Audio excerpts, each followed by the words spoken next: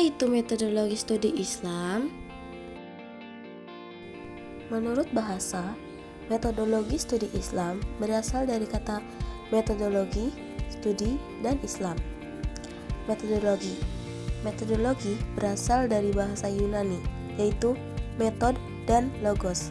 Metode berarti cara, dan logos berarti ilmu. Secara bahasa, metodologi berarti ilmu tentang cara. Studi berasal dari bahasa Inggris yaitu study, yang berarti mempelajari atau mengkaji. Islam berasal dari bahasa Arab, yaitu kata salima atau aslama. Salima mengandung arti selamat, tunduk, dan berserah. Sedangkan aslama juga mengandung arti yang sama. Metodologi studi Islam terdiri dari dua kata, yaitu metodologi dan studi Islam. Pada bahasa Arab, metodologi studi Islam dipahami sebagai dirosah al-Islamiyah. Pada bahasa Inggris dipahami sebagai Islamic Studies. Pada bahasa Jerman dipahami sebagai Islam Wissenschaft. Metodologi asal kata dari bahasa Latin metodologia, metodus, logia, dan logi. Istilah ini pertama kali digunakan pada tahun 1800. Makna metodologi adalah sistem yang luas dari prinsip atau aturan metode atau prosedur yang khusus diturunkan untuk menafsirkan atau memecahkan berbagai masalah dalam lingkup tertentu pada disiplin ilmu. Metodologi bukanlah rumus, tetapi satu set praktek. Secara istilah, banyak pendapat yang mendefinisikan tentang metodologi, antara lain Ahmad Tafsir. Menurutnya, metodologi adalah cara yang paling tepat dan cepat dalam melakukan sesuatu. Dalam hal ini, ilmu tentang cara studi Islam. Menurut Abraham Kaplan, metodologi adalah pengkajian dengan penggambaran, penjelasan, dan pembenaran. Ia berpendapat bahwa metodologi mengandung unsur-unsur tersebut. Studi dalam hal ini mengkaji tentang Islam secara ilmiah, baik Islam sebagai sumber ajaran, pemahaman, maupun pengamalan. Islam merupakan nama sebuah agama yang disampaikan kepada Rasulullah Muhammad SAW untuk menjadi pedoman hidup manusia. Metodologi studi Islam adalah prosedur yang ditempuh secara ilmiah, cepat dan tepat dalam mempelajari Islam secara luas, dalam berbagai aspeknya, baik dari segi sumber ajaran, pemahaman terhadap sumber maupun sejarahnya, serta berbagai alirannya. Metodologi adalah ilmu cara-cara dan langkah-langkah yang tepat untuk menganalisa sesuatu, penjelasan, serta menerapkan cara. Istilah metodologi studi Islam digunakan ketika seseorang ingin membahas kajian-kajian seputar ragam metode yang biasa digunakan dalam studi Islam. Sebut saja misalnya kajian atas metode normatif, historis, filosofis, komparatif, dan lain sebagainya. Islam adalah agama yang dibangun di atas 5 fondasi utama yang dikenal sebagai rukun Islam. Dasar ini berasal dari hadis Nabi Muhammad SAW yang diriwayatkan oleh Imam Bukhari dan Muslim, yaitu Islam dibangun atas 5 perkara: bersaksi bahwa tidak ada Tuhan selain Allah dan Muhammad adalah utusan Allah, mendirikan sholat, menunaikan zakat, berpuasa di bulan Ramadan, dan menunaikan haji ke Baitullah bagi yang mampu menempuh perjalanan ke sana. Kelima rukun tersebut merupakan fondasi yang menopang kehidupan seorang muslim. Apabila fondasi ini dijalankan dengan baik, maka keimanan dan ketakwaan seseorang akan semakin kuat. Berikut penjelasan mengenai masing-masing fondasi tersebut. Yang pertama ada syahadat. Syahadat merupakan rukun Islam yang pertama dan paling utama. Syahadat terdiri atas 2 kalimat, yaitu Asyhadu an la ilaha illallah wa asyhadu anna Muhammadar Rasulullah, yang artinya aku bersaksi bahwa tidak ada Tuhan selain Allah dan aku bersaksi bahwa Muhammad adalah utusan Allah. Syahadat bukan sekedar ucapan lisan, tetapi juga keyakinan yang tertanam dalam hati dan diwujudkan dalam perbuatan. Dengan mengucapkan syahadat, seseorang mengakui bahwa hanya Allah yang berhak disembah, serta meyakini bahwa Nabi Muhammad adalah Rasul yang membawa ajaran Islam. Syahadat menjadi pintu masuk seseorang ke dalam agama Islam. Oleh karena itu, syahadat merupakan dasar bagi seluruh amal ibadah. Tanpa syahadat, ibadah lainnya tidak memiliki landasan yang kuat, karena syahadat adalah bentuk pengakuan dari keimanan kepada Allah Subhanahu wa Ta'ala. Yang kedua adalah sholat. Sholat merupakan rukun Islam kedua yang wajib dilaksanakan oleh setiap muslim yang telah balik dan berakal. Sholat wajib dilakukan 5 kali dalam sehari semalam, yaitu sholat subuh, zuhur, asar, maghrib, dan isya. Sholat memiliki kedudukan yang sangat penting dalam Islam karena menjadi sarana komunikasi langsung antara hamba dengan Allah Subhanahu wa Ta'ala. Melalui sholat, seorang muslim mengingat Allah, memohon pertolongannya, dan mensyukuri segala nikmat yang telah diberikan. Selain itu, sholat juga memiliki fungsi pendidikan dan pembinaan karakter. Orang yang menjaga sholat akan terlatih untuk disiplin waktu, menjaga kebersihan, serta memiliki kesadaran spiritual yang tinggi.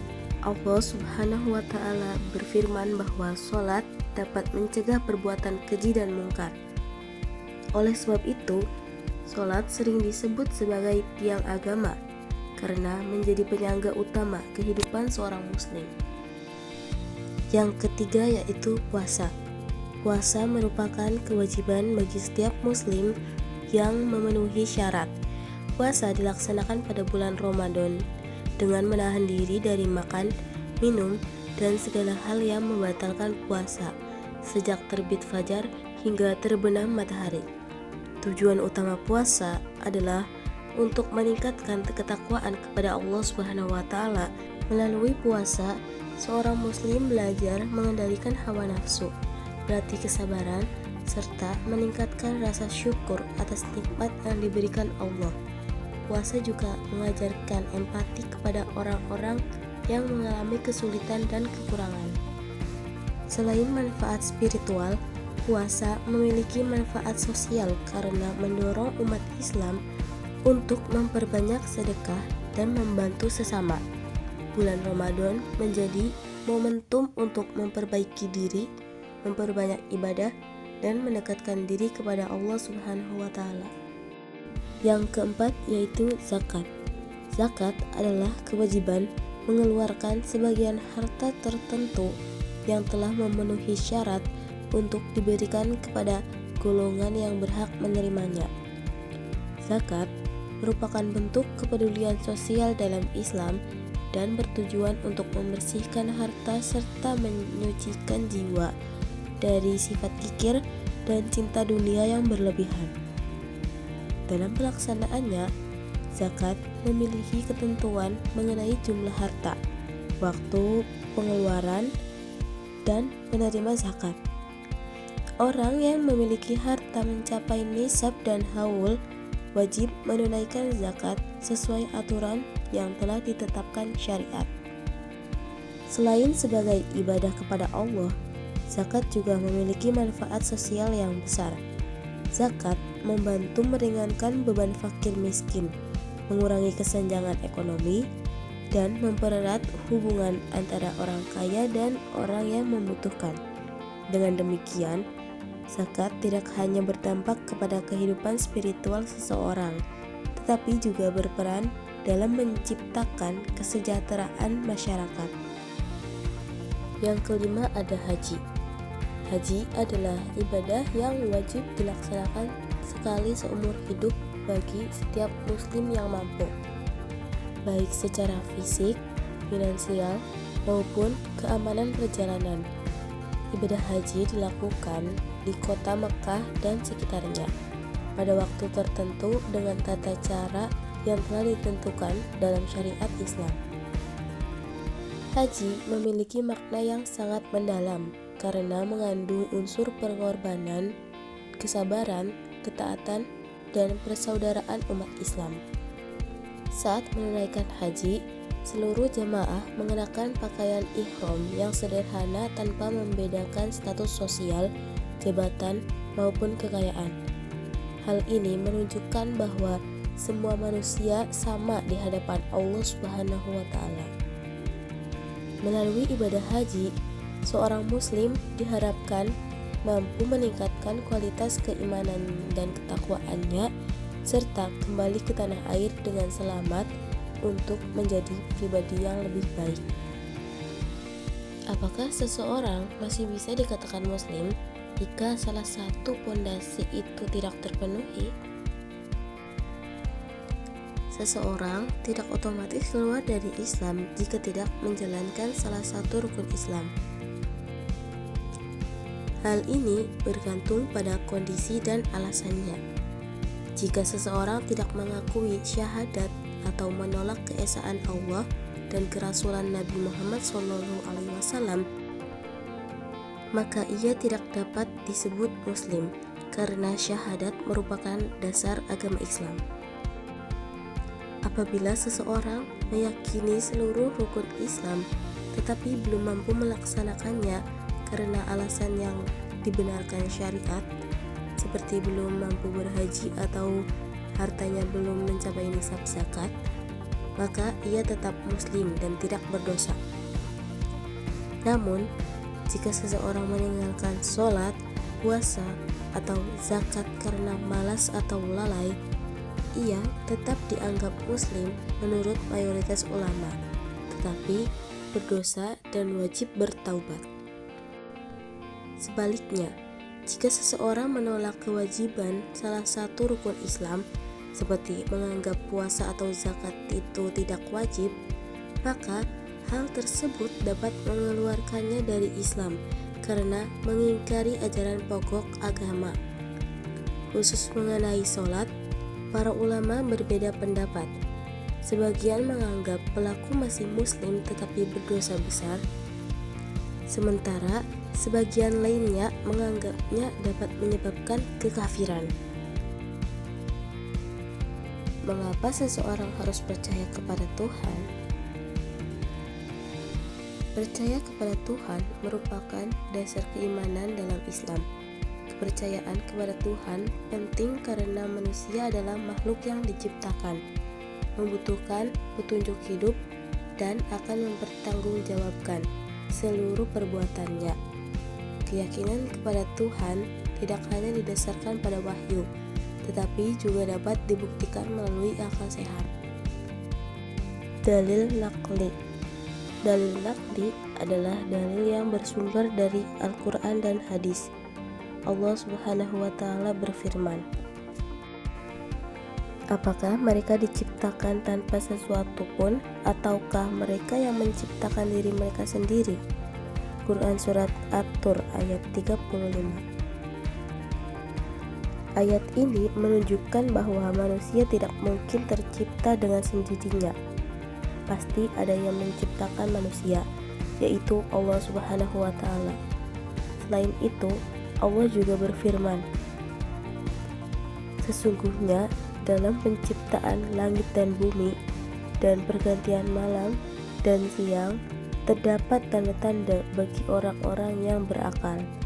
Quran Surat Ali Imran ayat 190.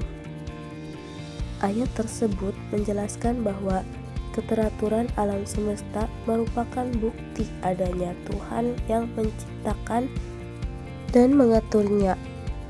Dengan beriman kepada Allah, manusia memperoleh petunjuk hidup yang benar serta mengetahui tujuan hidupnya di dunia.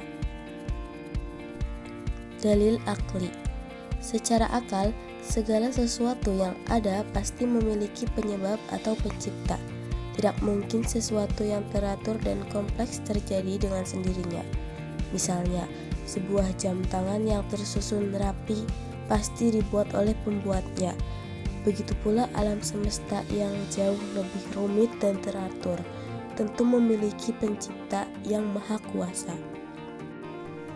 Selain itu, Manusia memiliki banyak keterbatasan, seperti tidak mampu menentukan kelahirannya, kematiannya, maupun berbagai peristiwa yang terjadi dalam hidupnya. Keterbatasan tersebut menunjukkan bahwa ada kekuasaan yang lebih tinggi yang mengatur seluruh kehidupan. Akal manusia juga menyadari bahwa setiap perbuatan baik dan buruk memerlukan pertanggungjawaban. Oleh karena itu, keberadaan Tuhan menjadi dasar adanya aturan moral dan keadilan yang sempurna.